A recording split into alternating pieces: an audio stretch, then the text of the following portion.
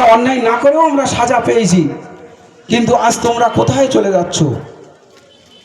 আজকের এমন একটা সময় এসে গেছে, আজকে মসজিদের মাইক খুলে নেওয়া হচ্ছে। অনেক জায়গায় ভয় দেখিয়ে মসজিদের মাইক খোলা হচ্ছে। আজ আমাদের এখনো ঘুম জাগে না, এখনো আমাদের ঘুম যায় না যে আজ তোমরা কোথায় আছো? যে এই গণতান্ত্রিক রাষ্ট্রে আজকে যদি একসঙ্গে আমরা যদি মিলেমিশে আমরা যদি ছোট ভাইজানের হাত ধরে যদি এই ইউনিটটা আমরা কমপ্লিট করতে পারতাম, ভাইজানের ঠিক জায়গায় যদি আমরা দান করতে পারতাম, আজকে আইনে যে কাজগুলো করতো আজ তারা করার ক্ষমতা ছিল? করার ক্ষমতা ছিল না,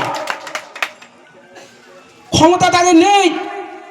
তো আমরা আমাদের নিজের পিছনে নিজেরাই আমরা লেগে আছি, একে অপরের পিছনে।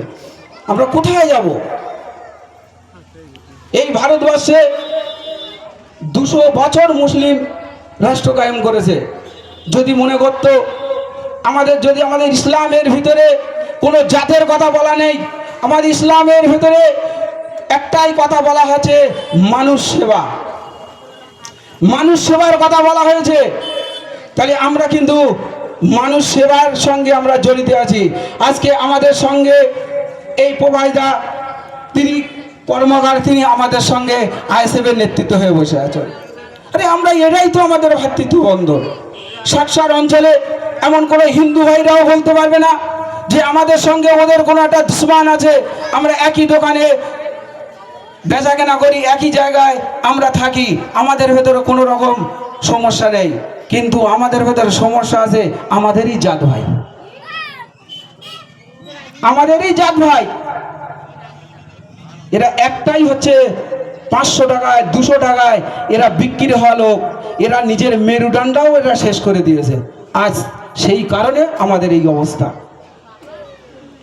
তাই আমি বলবো, আমার অনুরোধ যে আমরা এই বুথে কালাম গাজী আছেন, আরো কয়েকজন আছেন, আমার অনুরোধ থাকবে যে 49 নাম্বার বুথে আমরা কাঁধে কাঁধ মিলিয়ে একে অপুত্র হয়ে আমরা 28-এ এই বুথে পঞ্চায়েতে আমরা জিতে দেখাতে পারবো তো?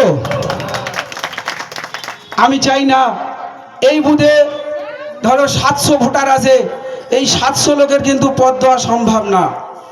এখানে অনেক রকম কথা আমি শুনছি। তোমরা যার যা দায়িত্ব দিয়েছো সেইভাবে দায়িত্ব পালন করবে। একটাই জিনিস তোমরা প্রতিবাদ করবে কখন?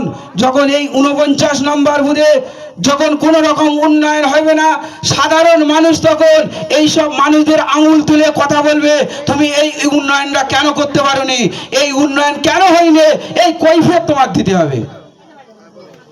কেননা সবার দায়িত্ব দেওয়া সম্ভব না, যার যতটুকু দায়িত্ব